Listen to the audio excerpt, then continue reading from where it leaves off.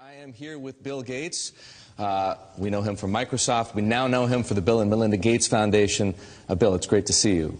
Great to see you here in particular because we know the Gates Foundation for its work on infectious diseases, child health, nutrition, agriculture, education, the list goes on. Why does Bill Gates care about finance?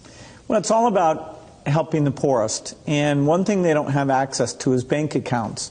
The fee structure, if you have small amounts of money, is just too high. And we got involved in some traditional microlending, but just didn't see how that could scale up and get inexpensive enough. So now we're involved in trying to make sure we get a very efficient digital payment structure set up for all the poorest in the world to get financial products that work for them. What are you doing? The idea is that typically through the cell phone, you should be able to send money to your relatives. You should be able to track the money that's coming in, set aside money to buy seeds the next year. And there are countries where this is beginning to take off. Kenya, Bangladesh, even Somalia, maybe the last country you'd suspect up in Somaliland, almost half of the GDP is done digitally.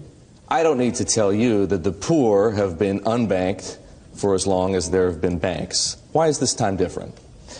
Well, it's really the digital revolution. The poorest have bought cows, stored gold, put currency under their mattress, but they are getting cell phones. And the cell phone capability of identifying who's using the cell phone, letting you look at your spending patterns, that's going to be common sense.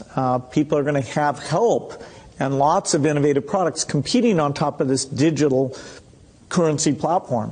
So if technology, mobile phones for example, digital money, helps to increase access to financial services at the same time as it lowers the cost of delivery, why is philanthropy needed? Philanthropy should just be here to bootstrap this. There are a lot of regulations in this area, and understanding how those regulations can make the cost of remittances, where you're sending money back to your family in your country of origin, how right now that has about a 5% overhead on it.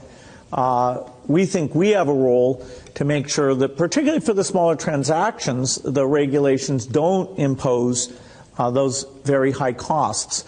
Once this gets going, then we'll step up to the applications and say, okay, how does a savings application help the mother make sure money's focused on the kids? How does it help them stay in school, set money aside for the uniform or for good future planning? Well, Bitcoin is exciting because it shows how cheap it can be.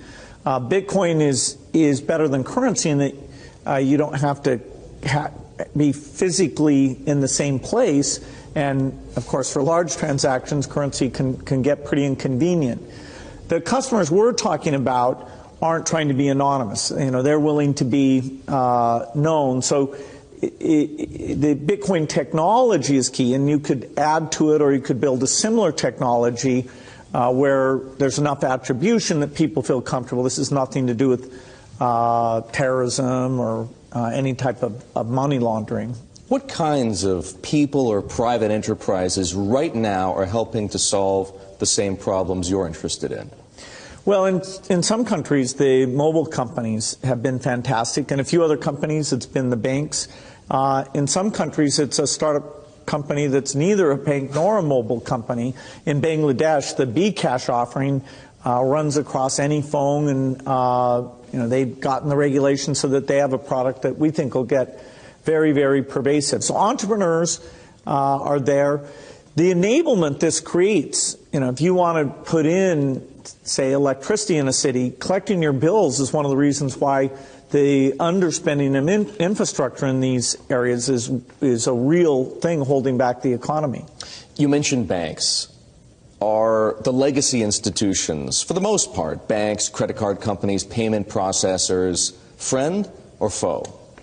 Many of them want to have these additional customers, but they have to embrace the idea that the fees are going to be a lot lower. And so they have to find a way to service these new customers. Now, that means these customers aren't going to be coming into their branches. and they can charge a higher fee when you want to actually cash out. But if it's a pure digital transaction, then you should be paying less than 1% to move that money from you to a merchant or from you to a friend, even with meeting all the regulatory requirements.